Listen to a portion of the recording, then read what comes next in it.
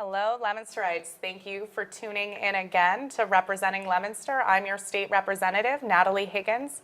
And for those of you who turned out to vote on Tuesday, thank you so much. But we've got one more election coming up, a special Senate election to fill Jem Flanagan's seat in the Worcester and Middlesex District. And I'm really excited to be joined by all four candidates today. And we're going to start off with City Councilor Dean Tran from Fitchburg. How are you doing? Fine, thank you. Thank you very much for this opportunity to be with you today. No, I'm so excited to have you on, and I'm just wondering, we've got a few minutes to chat today. Sure. What inspired you to run for the Worcester and Middlesex seat? Well, first of all, good morning. My name is Dean Tran. I'm a city councilor at large, and I'm a candidate because I can truly make a difference. This district is unique, and the people in all 11 communities want the next state senator to be able to relate to them. From being an immigrant to being a U.S. citizen, from being poor to being part of the middle class, from providing public service to working in the private sector. I can relate to almost everybody in this district. The people want a voice to represent them and their interest of having a job, low taxes, and a safe community to live and raise their family in. And I plan on being that voice for them. Awesome. So those were a lot of issues packed in there. Is there one issue in particular you're excited to address as state senator? Well, there are a lot of issues that I want to tackle as a state senator. I plan on using my extensive business background to bring economic development and jobs to the district. It's time to focus on communities to the west of Route 495. I also plan on using my 12 years of public service experience to tackle the opioid epidemic. I will help establish treatment centers and focus on prevention to go after the source of the problem and holding them accountable. In addition, I want to further my work on sex offenders. I did it on the local level, and I want to bring it on to the state level. I want to review the sex offender registry to make sure that the technology is up to date and that the interest of the public is protected. Awesome. So you gave some really good examples when it comes to addressing sex offenders, when it comes to addressing the opioid crisis. Do you have any solutions in mind for the economic development piece? Any things you want to pursue? I did. There's a lot of aspects to being able to attract economic development to the district. And one of the things that I want to do is focus on infrastructure. Absolutely. I want to be able to work with the Department of Transportation, with the Baker's administration, to do a feasible study on Route 2. Okay. And expand Route 2. Well, I'm thinking big. Yeah. I always think big in the private sector. Well, Taylor and I would appreciate a much easier commute to Boston along Route 2. Me too. I've been commuting for forever, as I can remember. You know, going on Route 2 and 495 and then Route 3. But Route 2, it's time for us to spend some money on Route 2, expand Route 2, and add a lane on both sides. Okay, great. And so I would love to hear why you think you're the best choice for the Worcester and Middlesex seat, and that for folks, pay attention, the election is on Tuesday, December 5th. Yes, it is. It's on December 5th. Well, first of all, I want to say again, thank you very much for the opportunity to spend some time with you this morning. Today is also Veterans Day, and I would like to thank all the veterans for their service. I'm Dean Tran, and I'm asking for your vote. I know what it is like to be an immigrant, to be poor, to work hard, and to have accomplishments. I was born in Vietnam, left at the age of 2, spent 12 days in the ocean on a wooden boat, and then spent 2 years in a refugee camp. Then I emigrated to the United States. I graduated from Brandeis University. I have 12 years of public service as a city council at large, and 23 years of business experience managing personnel, projects, and products, generating hundreds of millions of dollars a year on 3 continents. No other candidate can say that. I will craft legislations to protect the public from the opioid epidemic. I will keep taxes low, and I will keep bringing jobs. I will help bring jobs to the district. Most importantly, I will work for the people full-time and not go to Beacon Hill for a pay raise. So you can learn more about my background, my education, and my family and my values on my website at deantran.com. My Facebook page is Dean Tran for State Senate, and you can also call me on my personal telephone number, 978-855-9622. And again, I want to say thank you very much for this opportunity, and I'm asking for your vote on December 5th. Thank you so much for joining us today. Thank you for telling us a little bit more about yourself. We've got a few more weeks, but 3.5 until the election, so good luck. Thank Keep you. working really hard, and thank you so much for putting your name out there. I'm really excited to see how you do. Thank you. Okay. And so we're going to take a quick break and bring in Councillor Claire Frieda from Leominster, so stay tuned. Welcome back, and now we're joined with Leominster City Councillor Claire Frieda. Claire, welcome, and thank you for joining me. So, same drill. We got 3 questions. You got them ahead of time. I just really want you to get to know the folks in the Worcester and Middlesex District a little bit better. So, what inspired you to run for the Worcester and Middlesex Senate seat? Well, first of all, Natalie, thank you for doing this. It's a great opportunity in a short window of time for this race because it's a special election. Actually, inspiration was the ability to represent the people the way I've always represented them for the past 30 years. The ability to look at the issue, look at the people involved in the issue, and be able to vote accordingly. I've been unenrolled, as you know, for over 10 years, and I have a real strong ability to vote for what I think is right. And it's worked. It's worked well for me. The inspiration is the ability to put my work that I've been doing in Boston for over 20 years with the Mass Municipal Association on one side of the fence, monitoring the legislature for 20 years, and be able to put those issues together and be in a position to vote on what we've been watching from the outside, from the inside. So it's a good opportunity, and I just feel like I can offer something to the people in the communities that would be represented. Yeah, so you talked a little bit about your work with the Mass Municipal Association. What is the one big issue that you would like to tackle as a state senator? I think there are a number of issues It's to okay tackle. if you've got a couple. You can talk about a I've couple. got a few, actually. You know, I was fortunate enough as in the MMA, I was the first counselor to ever serve as president of the MMA in the year 2000. And by virtue of that, I had a seat on the Foundation Budget Review Commission. And it was for well over a year.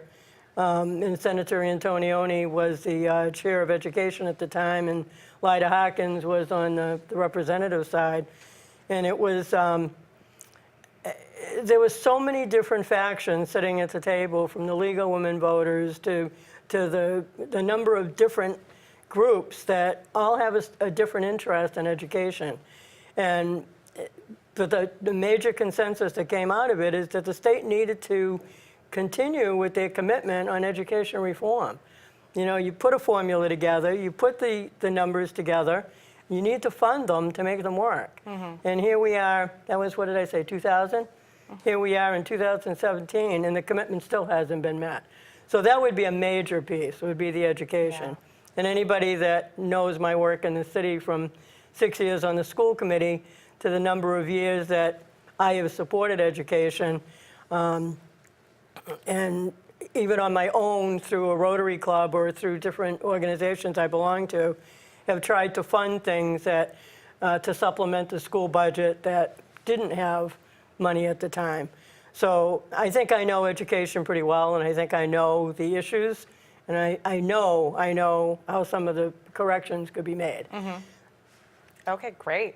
And so why are you the best choice when everyone heads to vote on December 5th? I'm the best choice because of that experience. Everybody that's running are city councilors. They've all had the same opportunities I've had. I took the steps, and I was asked by Bernie Chatron, actually, from Fitchburg years ago when he ran for mayor.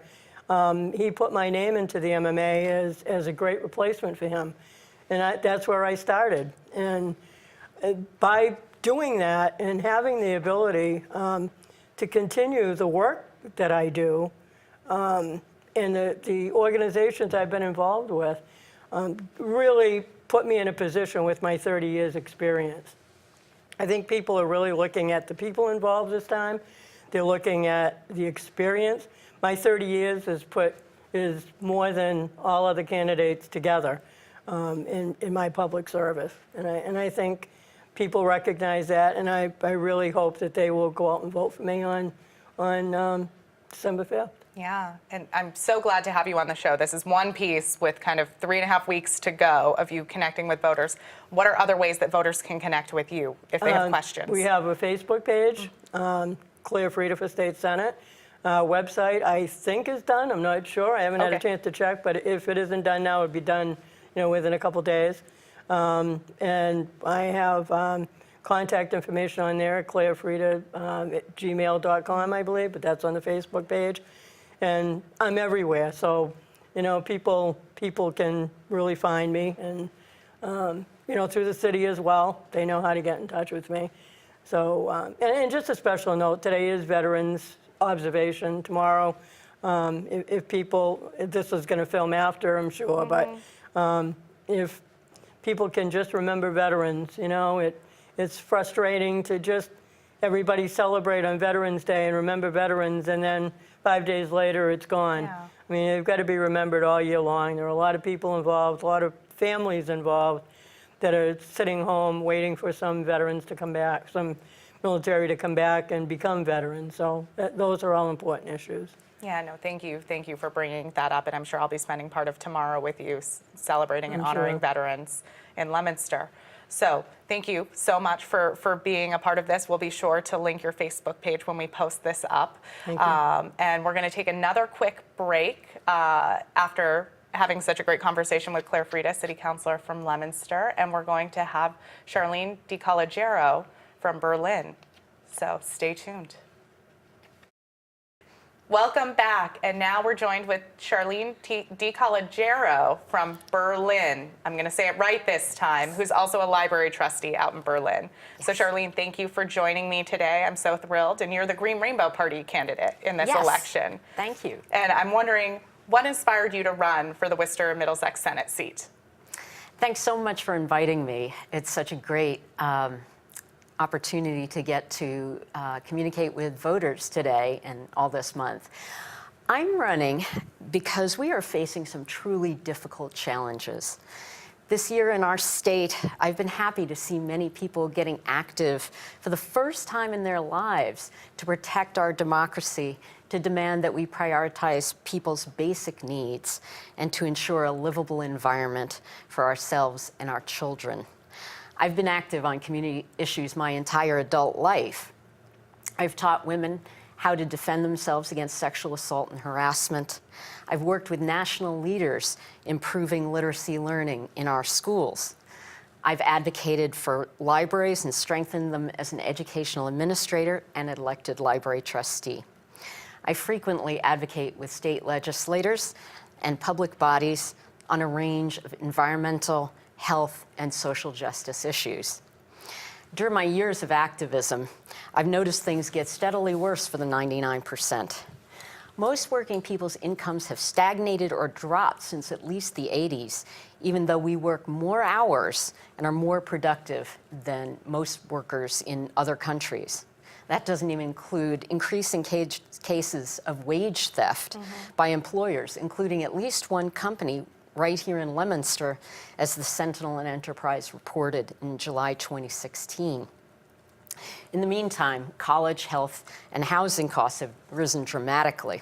In August, the Sentinel and Enterprise reported that average rentals in Fitchburg have risen by triple the rate of the average state rise in the last year. They report similar price hikes for both purchases and rentals all over our district. As someone who is fortunate to get a good education at a time when it was widely affordable to most working families, I feel a sense of responsibility to the generations before and after me to step up and change this situation. I believe I have the integrity and knowledge of a wide range of issues that qualify me to serve at the level of government where I feel I can make the most difference, the state Senate. Awesome, awesome. So those were a lot of issues that you touched upon, and I'm wondering, what's the issue that you're most excited to work about at the state Senate level? I am really excited to bring my experience and knowledge to education. It's critical to the strength of our democracy and to the well-being of our young people, as we all know. It's also one of the largest items in the state budget. So it's critical that we have a state senator who understands the strengths and challenges of our education system. I've worked with federal, state, and local education officials and attended meetings of the Mass Board of Elementary and Secondary Education on school improvement. I wrote, won, and administered millions of dollars in federal and state grants to benefit students in our state. In those projects, I've been fortunate to collaborate with national leaders in the field and teachers who always want to do the best for their students. I can be a leader in the State House for directing our policy and precious public funds to what works for our young people. I'm confident I am the most knowledgeable of the 4 candidates on education policy and research, particularly in literacy and language learning, teacher professional development, and school improvement. I will advocate for full funding for education of all students, a moratorium on wasteful standardized testing, free tuition for in-state students at our public colleges, and student loan forgiveness. Awesome, awesome. Such important issues, particularly here in North Central Massachusetts. And so one last question. Why are you the best choice in the election on December 5th for the Worcester Middlesex seat? So I am the actual truly independent candidate in this race. I can advocate for the people of our 11 cities and towns without having to take orders from the big party machinery, wealthy donors, or corporate interests. Voters I've met really respond to my principled campaign. As a Green Rainbow Party candidate, I refuse to accept money from corporate lobbyists or super PACs. I limit campaign donations to 1/5 of the state legal limit so I can listen to the people of our district. One of my Leominster supporters, who is registered with one of the other parties, decided he's going to vote for me on December 5th. He believes it's time for people to start voting for what they really want. I'm asking viewers to cast your ballot for me because I have the courage to be the independent state senator who will take a stand for a just and sustainable future for all of us. Awesome. Thank you, Charlene. And how do voters get in touch with you if they want to learn more? So I have a website, a Facebook page, and an email. The email is electcharleneisgreen@gmail.com. There's no punctuation until you get to the @ Charlene is spelled Charlene. And you can Google me, Charlene is Green, Charlene for state senator, Charlene DiCalogero. DiCalogero is spelled DiCalogero. And of course, I'm on Facebook. Awesome. Well, Charlene, thank you so much for coming and being a part of this show. Good luck. You've got 3.5 weeks, and I'm really excited to see how it goes. And we're going to take another quick break and bring on our last candidate, Sue Chalifoux Zephir, City Councilor from Leominster. So stay tuned. Welcome back, and we're here with Leominster City Councilor Sue Chalifoux Zephir. And Sue, congratulations on your win on Tuesday in the Democratic primary. Thank you very much, Natalie. It was a very exciting day, and I'm just very grateful to everybody who came out and voted on Tuesday. But we're Very not done appreciative. yet. No, we We've are got a not. general election on December 5th, also a Tuesday, and I've got a couple of questions for you. Absolutely. So I wanted to know what inspired you to run for the Worcester Middlesex Senate seat.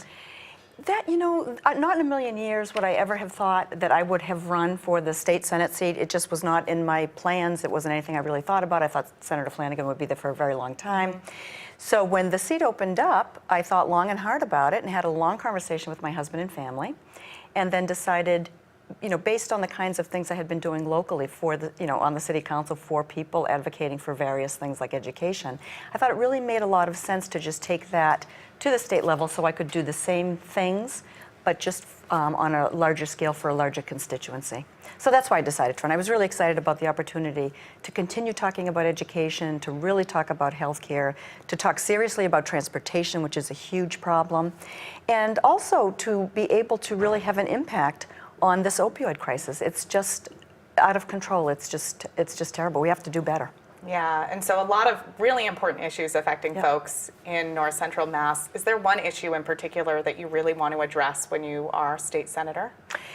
You know, there are a number of them, and I know that you asked about the one. I was talking with another reporter yesterday and was talking about public, education funding, healthcare costs, prescription drug costs, and all of those things, jobs, economic development, and they're all really important. And then last night, I got a call from a very dear friend who told me about, her son who had just died of an overdose yesterday. 34 years old, lovely young man, had struggled with addiction for a long time, but was doing well.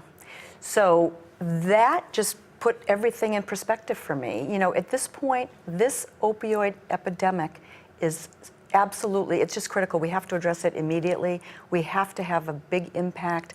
We have to educate, prevent, and provide treatment for people that need it. This is a crisis that is really wiping out an entire generation of people. So that's my immediate focus, and I think that would be the first thing I would really want to begin on day one in the Senate. And do you have any ideas of solutions? I know I sit on the Mental Health, Substance Use, and Recovery Committee. We've heard a whole lot of testimony this session. What do you think we could do to address the opioid crisis? I think we have to get out into the middle schools and really start educating people. I think education and prevention is really where we have to start.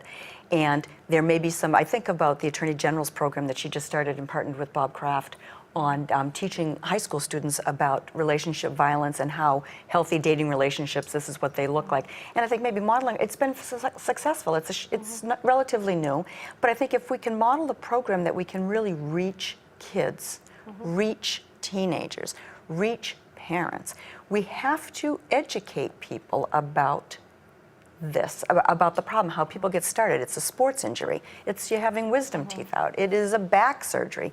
So education, prevention, and then in terms of treatment, we have to make sure that when people need a bed, that they can find one. And not just for the immediate need, not just for the immediate detox, we need to have those CSS beds, those stabilization beds that take people into longer term treatment. You know that, Natalie. I mean, you've been working in the State House, and this is something that I have really come to know just all too well. So that's what we need to do. We need to get really aggressive about prevention and education, and we need to provide treatment for people who need it. And when the Attorney General was here last week in Leominster, she just launched a new program called Project Here. You can actually learn about it at project.here. It's not a .com, it's a project.here online for middle schools. Platforms completely free for all middle schools, and we've already reached out to our local principals to see and get them signed up for that. Oh, that's fantastic. That's so important. Yeah. And so one last question. Absolutely. Why are you the best choice in the December 5th election? I am the best choice because of my experience and my track record. I have experience both as an elected city councilor. I've represented the city of Leominster for 8 years. I'm a city councilor at large. I have chaired the finance committee. I understand municipal finance. I understand budgets. I've worked for a long time for WGBH, the public television station, working on multi-million-dollar, very large, complex projects, managing budgets. So I know my way around a budget probably as well as anybody. So that's number one. My experience working and being the executive director of Ginny's Helping Hand in Leominster. When Ginny White retired in 2013, my husband and I, we took over the organization. And since then, we have fed thousands of people across the region. So we see every day the kinds of things that people are struggling with. We see people who are homeless, who are in need of substance abuse treatment, and obviously, we see people that are food insecure. One thing that just happened recently, this was in the paper, I was stunned. Mount Wachusett Community College opened a food pantry for students. I think it's a third. There's it was a study, I wish I had it in front of me, I can't remember the exact number. Thousands of community college students are hungry. That floored me. That was just a big surprise. So from my vantage point, from my experience, as a city legislator, as a executive director of Ginny's Helping Hand, I really see across the region what people are struggling with. So I think the combination of the elected experience along with my management experience, I think is the right combination for hitting the ground running. I can hit the ground running and be to work on day one in the Senate. I have relationships with people in the Senate, and certainly strong relationships throughout the region. And we have a very strong delegation in the House that I'm looking forward to working with. And that's why I am the best person for the job, really based on my track record and my experience. Thank you for that. And now if voters want to get more information, want to connect with you, learn more, how do they do that? They can go to my website. Please go to my website. It's SueChalifouxZephir.com or SueForSenate.com. That's the easier version. Please go to my website. You can email me. You can, we have an office locally in Leominster. People can swing by the office if you have questions or a particular issue that anybody wants to discuss. People have been very good about reaching out to me with specific questions and issues and things that they want to clarify.